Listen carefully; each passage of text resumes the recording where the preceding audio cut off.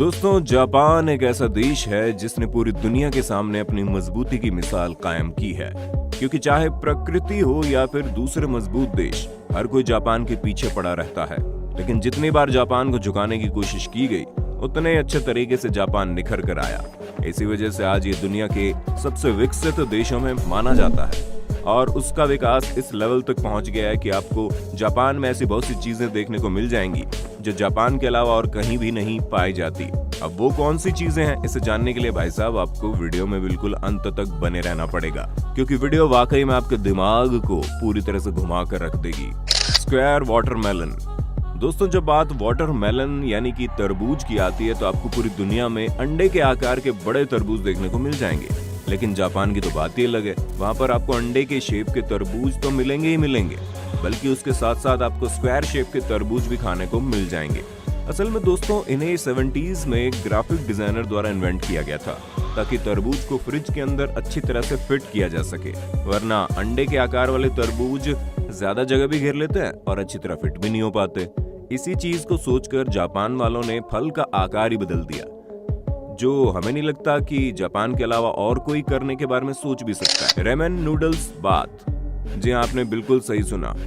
जहाँ लोगों को नूडल खाने में पसंद होते हैं, वहीं जापान के तेज दिमाग वाले लोगों ने एक ऐसे स्पा रिसोर्ट को तैयार किया जहाँ पर लोगों को रेमेन नूडल्स से नहाने का सुनहरा मौका मिलता है। यूनेसोन स्पा रिसोर्ट नाम की इस जगह पर गेस्ट को रेमेन नूडल्स और सूप के अलावा भी कई सारी चीजों से नहाने का ऑप्शन दिया जाता है, क्योंकि इनका ऐसा मानना है कि जिन इंग्रेडिएंट्स से ये चीजें बनकर तैयार होती हैं वो स्किन के लिए काफी ज्यादा फायदेमंद होती है। हाँ, बस नहाते नहाते इन्हें खाने मत बैठ जाइएगा, वरना गंदगी की वजह से फूड पॉइजनिंग हो जाएगी। तो हमसे मत कहना कि हमने बताया नहीं था। KitKat flavour. अच्छा दोस्तों, आप लोगों ने किटकैट के ज्यादा से ज्यादा कितने फ्लेवर खाए होंगे? एक या दो? लेकिन क्या आप जानते हैं जापान में चिली पीपर, wasabi, sweet potato, grilled corn, soybean, salt, watermelon, mango, green tea के अलावा भी ऐसे बहुत से किटकैट फ्लेवर हैं जो वहाँ पर न सिर्फ बनाए जाते हैं बल्कि भारी मात्रा में इन्हें खाने वाले लोगों की भी कोई कमी नहीं है। वैसे आप किटकैट का कौन सा फ्लेवर ट्राई करना चाहेंगे, उसके बारे में कमेंट में बताना बिल्कुल मत भूलना। Fake food. अब किसी भी रेस्टोरेंट में आप जाएंगे तो वहां पर मिलने वाले फूड की प्रिंट फोटो आपको दिख जाएगी। लेकिन भाई साहब, जापान ये छोटे मोटे काम नहीं करता। ये लोग तो अपने रेस्टोरेंट में मिलने वाले फूड का बिल्कुल नकली वर्जन बनाकर तैयार कर देते हैं, जो कि वैक्स और प्लास्टिक की मदद से बनता है और इसे देखकर ऐसा लगता है मानो ये बिल्कुल असली है, जिसे देखकर लोग इनके रेस्टोरेंट की तरफ खींचे चले आते हैं। People pushers. अब ये तो बहुत ही ज्यादा फनी है, क्योंकि हम सभी को पता है कि वर्किंग टाइम में ट्रेन वगैरह में कितनी ज्यादा भीड़ होती है, जिस वजह से कई सारे हादसे भी देखने को मिलते हैं और कई लोगों को तो भीड़ के चक्कर में ट्रेन भी छूट जाती है। परंतु हम आपको बता दें, जापान में इस चीज की कोई गुंजाइश ही नहीं है, क्योंकि यहाँ पर अलग से लोगों को हायर किया जाता है ताकि वो ज्यादा से ज्यादा लोगों को धक्का देकर ट्रेन के अंदर फिट कर सके। Rabbit island. दोस्तों, 19वीं शताब्दी के मिड में कई सारे वैज्ञानिकों ने ओकुनोशिमा आइसलैंड पर कुछ रैबिट को लाकर इन पर रिसर्च करनी चाहिए। अब रिसर्च को तो पता नहीं क्या हुआ, लेकिन हाँ, इन खरगोशों को बिल्कुल फ्री कर दिया गया, जिसके बाद देखते ही देखते इस पूरे आइलैंड में आपको सिर्फ और सिर्फ खरगोश देखने को मिलेंगे, जिस वजह से इस आइलैंड को रैबिट आइलैंड के नाम से जाना जाने लगा, जहाँ पर अक्सर लोग इन प्यारे प्यारे दिखने वाले खरगोशों के साथ वक्त बिताने चले आते हैं। कुरीकुरा मशीन्स। दोस्तों, बूथ में जाकर फोटो खिंचवाना कोई नई बात नहीं है, लेकिन अब जापान में कोई नॉर्मल चीज नॉर्मल तरीके से कहाँ हो सकती है। इसी वजह से वहाँ पर मौजूद बूथ को पुरीकुरा कहा जाता है, जहाँ पर लोग न केवल फोटो खिंचवाते हैं बल्कि उसी टाइम अपने मनपसंद का बैकग्राउंड और स्टिकर भी अपनी तस्वीर में लगा सकते हैं। यहाँ तक कि आप उसी टाइम अपने सेल फोन पर उस तस्वीर को भेज भी सकते हैं। ऑल टोटल अगर कहा जाए, जापान जितना हार्ड वर्किंग देश है, वहाँ पर मस्ती करने के तरीके भी उतने ज्यादा तरंगी है, जो लोगों के स्ट्रेस को कम करने में मदद करते हैं। Train delays make headlines. अब जापान के बारे में ये वाला इंटरेस्टिंग फैक्ट तो वाकई में बहुत ज्यादा इंटरेस्टिंग है, क्योंकि अगर हम अपने भारत की बात करें तो यहाँ पर शायद ही कोई ऐसी ट्रेन होगी जो लेट ना होती हो, क्योंकि कोई ना कोई ट्रेन तो 2-4 मिनट लेट हो ही जाती है और उसे हम लोग लेट मानते भी नहीं है। लेकिन जापान में ऐसा कुछ भी नहीं है। यहाँ पर अगर ट्रेन हल्की सी भी लेट हो जाए ना, तो पेपर्स की हेडलाइन में खबर छप जाती है, क्योंकि जापान में लोगों को टाइम की बहुत ही ज्यादा अहमियत पता है और वहाँ के अधिकतर लोग ट्रेन में ही सफर करते हैं। इसलिए अगर कोई ट्रेन 5 मिनट भी लेट हो जाए तो हर एक पैसेंजर को उनका टाइम खराब करने के लिए सॉरी बोला जाता है। Umbrella parking lot. आप लोगों ने गाड़ियों और साइकिल वगैरह की पार्किंग के बारे में तो सुना होगा। और सुना क्या, बहुत से लोगों ने इसे देखा और पार्क भी किया होगा।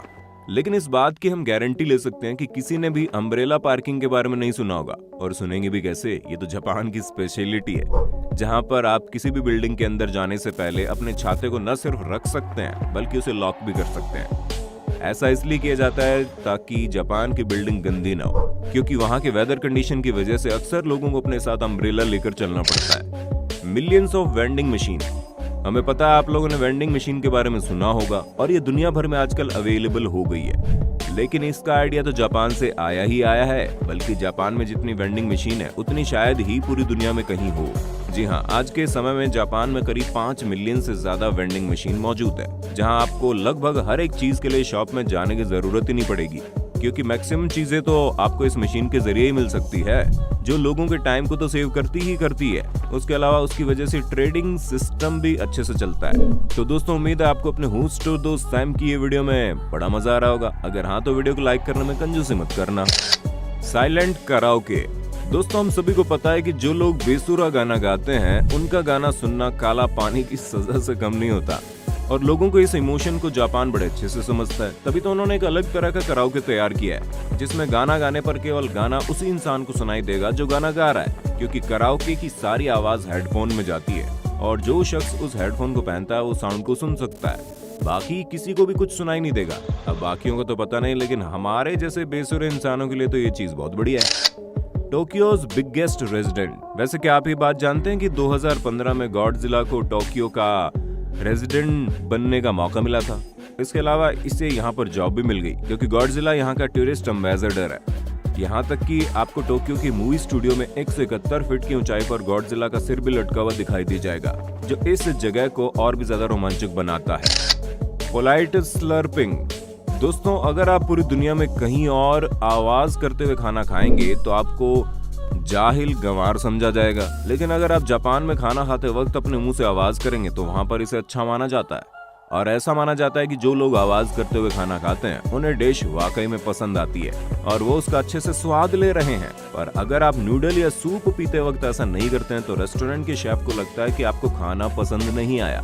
इसलिए अगर आप भी नेचुरल तौर पर खाना खाते वक्त आवाज करते हैं तो घबराइए मत, क्योंकि जापान के लोगों को ये बहुत अच्छा लगता है। वाटर सेविंग सिंक्स, दोस्तों यहाँ पर आपको हर एक चीज में इनोवेशन और आइडिया नजर आएगा, तभी तो यहाँ पर बनने वाला सिंक भी काफी अनोखा है, जिसे वॉश बेसिन के जस्ट नीचे लगाया जाता है, क्योंकि जब आप वॉश बेसिन में अपना हाथ धोते हैं तो वेस्ट हुआ पानी सिंक में जाता है, और जैसे आप टॉयलेट को फ्लश करते हैं तो वही पानी उस वक्त इस्तेमाल हो जाता है, जिस वजह से गंदे पानी का रीयूज हो जाता है और साफ पानी बच जाता है। Naps at work, last but not the least, क्योंकि दोस्तों अगर हम जापान में होने वाली अनोखी चीजों की बात कर रहे हैं तो उसमें हम काम के दौरान मारी जाने वाली नींद की बात ना करें, ऐसा हो ही नहीं सकता, क्योंकि जापान एक ऐसा देश है जो अपने यहाँ काम करने वाले वर्कर्स को काम के दौरान थोड़ी देर सोने की परमिशन देता है, ताकि वर्कर्स वापस से उठकर अच्छी तरह से काम पर आए। और ऐसा इसलिए होता है क्योंकि जापान हार्ड वर्किंग देश है और वहां पर काम करने वाले लोगों के ऊपर काफी ज्यादा वर्क प्रेशर रहता है। उसी वर्क प्रेशर को स्टेबल करने के लिए वर्कर्स को स्लीपिंग एरिया में जाकर थोड़ी देर सोने की परमिशन दी जाती है, ताकि वो पूरी तरह से फ्रेश हो जाएं। काश इस तरह का सिस्टम हमारे स्कूल में होता तो पढ़ाई भी बहुत अच्छे से होती। तो दोस्तों सही कहा ना हमने। बाकी आज के लिए बस इतना ही। उम्मीद है आपको हमारी वीडियो पसंद आई होगी। अगर हाँ तो ऐसी इंटरेस्टिंग वीडियोस को लगातार देखते रहने के लिए चैनल को लाइक, शेयर और सब्सक्राइब करना ना भूलें। धन्यवाद।